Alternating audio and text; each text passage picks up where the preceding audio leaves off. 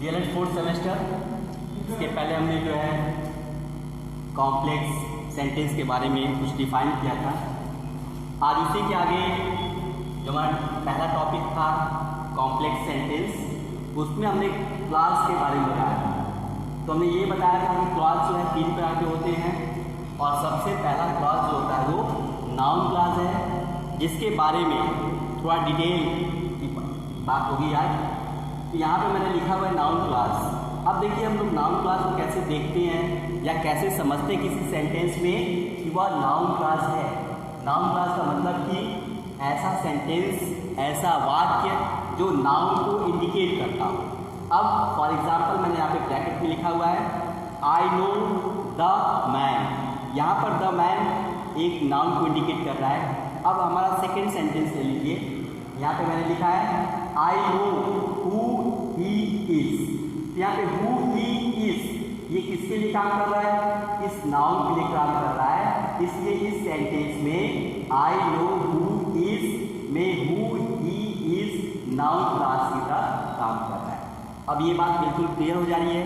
Examples मैंने यहाँ पे दे दिया है कि नाउन जो होता है वो किस प्रकार से नाउन क्लास के रूप में काम करता है। क्योंकि यहाँ पर मैंने लिखा था आई नो द मैन, मैं उस व्यक्ति को जानता हूँ। I know who he is the man के स्थान पे काम करता है, इसलिए इसमें जो है ये हो गया हमारा नाउन क्लास। अब आइए कैसे how we can use noun clause in complex sentence, किस प्रकार से हम लोग नाउन क्लास का यूज जो है कॉम्प्लेक्स सेंटेंस में करते हैं। तो यहाँ पर मैंने इंडिकेट किया हुआ है 5 रूल्स, 5 नियम को मैंने बताया हुआ है।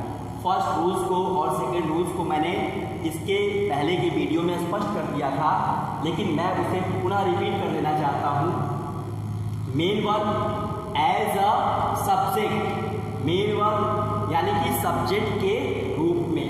मैं यहाँ पर एग्जाम्पल के द्वारा इस चीज़ को क्लियर करना चाहता हूँ। जैसे मैंने यहाँ पे लिखा है What you say is true।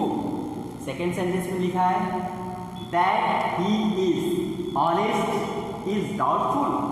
अब देखिए दोनों सेंटेंस को ध्यान से देखिएगा।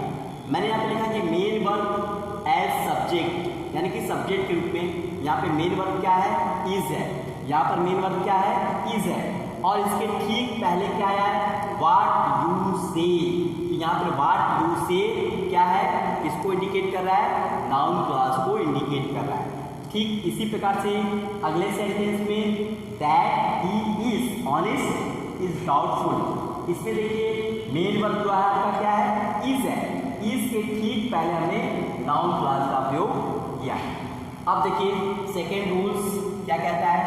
ट्रांसिटिव वर्ब के ऑब्जेक्ट के रूप में। यहाँ पे मैंने एग्जांपल से फिर स्पष्ट किया हुआ है। पहला सेंटेंस है tell me what you do. यहाँ सेकेंड सेंटेंस है I do not know who he is. अब दोनों सेंटेंस को ध्यान से देखिएगा। टेल मी में टेल क्या है? ट्रांसिटिव वर्ब है। यहाँ पे देखिए नो क्या है? ट्रांसिटिव वर्ब है। और इस ट्रांसिटिव वर्ब के ठीक बाद जो है हमारा नाउन क्लास आया है हु ही इज। यहाँ पे देखिए ट्रांसिटिव वर्ब क्या है? टेल है। टेल के बाद आया है व्हाट यू डू, तुम क्या करते हो। ये हमारा क्या हो गया? नाउन क्लास हो गया। अब देखिए अगला थर्ड रूल्स जो है वर्ब के कॉम्प्लीमेंट के रूप में। यहाँ पे देखिए हम फिर एग्जाम्पल लेते हैं।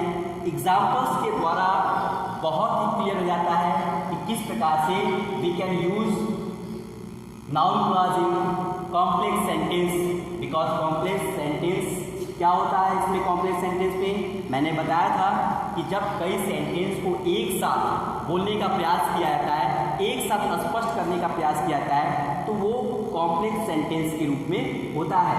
मैंने ये भी बताया था कि सेंटेंस में जो है मेन 2 चीज़ें होती हैं, एक प्रिंसिपल क्लास होता है और एक सबऑर्डिनेट क्लास होता है। ठीक है। अब उसी के अकॉर्डिंग मैंने ये चीज़ बताया था कि नाउन क्लास, उसी में हमने स्पष्ट किया था कि नाउन क्लास क्या होता है। अब नाउन क्लास के पूरे रूल्स को मैंने यहाँ पे स्पष्ट किया हुआ है। तो मेरा थर्ड जो रूल्स था वर्ब के कॉम्प्लीमेंट के रूप में। यहाँ पे ध्यान दीजिएगा, life is what we make of it. जीवन क्या है? कॉम्प्लीमेंट। यहाँ पे कॉम्प्लीमेंट क्या है? लाइफ इज, जीवन है। यहाँ पे कॉम्प्लीमेंट क्या है? दिस इज, यह है। अब हमारा नाउन क्लास क्या हो गया? What we make of it. Second sentence में वेयर आई लाई। ठीक है, ये क्लियर हो गया कि किस प्रकार से हम लोग वर्ब के कॉम्प्लीमेंट के रूप में नाउन क्लास का प्रयोग करते हैं। नेक्स्ट रूल है प्रीपोजिशन के ऑब्जेक्ट के रूप में। प्रीपोजिशन के ऑब्जेक्ट के रूप में, जैसे यहाँ पे मैंने सेंटेंस लिखा है, there is no truth in what you say. यहाँ पे प्रीपोजिशन क्या है? इन है। Second sentence, success depend on how you work. यहाँ पे ऑन क्या है? प्रीपोजिशन। अब देखिए प्रीपोजिशन के ठीक जस्ट बाद नाउन क्लास का प्रयोग किया गया है। व्हाट यू से, तुम क्या कहते हो। यहाँ पे प्रीपोजिशन के जस्ट बाद लिखा हुआ है हाउ यू वर्क, तुम कैसे काम करते हो। ये पूरा सेंटेंस को इंडिकेट कर रहा है। इस प्रकार से ये पूरे नाउन क्लास को इंडिकेट कर रहा है और हमने यहाँ पर नाउन क्लास का प्रयोग किया है प्रीपोजिशन से ठीक बाद, जस्ट बाद हमने नाउन क्लास का प्रयोग किया है। अब इसका लास्ट रूल्स देखिए, नाउन और प्रोनाउन के अपोजिशन के रूप में, ठीक है, यानी कि विपरीत के रूप में कैसे इसका प्रयोग करते हैं। It is bad that you should say so. It is bad क्या है? अपोजिशन है। किसका अपोजिशन है? नाउन और प्रोनाउन का। ठीक है, दैट यू शुड से सो, ये क्या है? ये हमारा नाउन क्लास को इंडिकेट कर रहा है। सेकेंड सेंटेंस देखिए, it was unfortunate. It was unfortunate. It was unfortunate क्या है? नाउन या प्रोनाउन के ऑपोजिशन के रूप में इसका प्रयोग किया गया है। You were absent. You were absent क्या है? नाउन क्लास को इंडिकेट कर रहा है। इस प्रकार से ये क्लियर हो गया है कि how we can use noun clause in complex sentence. Thank you.